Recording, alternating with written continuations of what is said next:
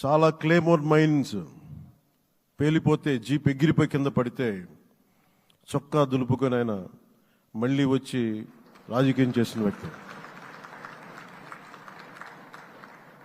ఈ రోజున సైబరాబాద్ ఉంది అంటే అది శ్రీ చంద్రబాబు నాయుడు గారి దార్శనికత. అలాంటి వ్యక్తి, ఆయన అనుభవం ఈ రోజున 2024 ఆంధ్రప్రదేశ్కి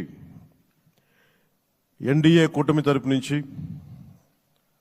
ముఖ్యమంత్రి అభ్యర్థిగా శ్రీ నారా చంద్రబాబు నాయుడు గారి పేరుని జనసేన పార్టీ పక్షాన నుంచి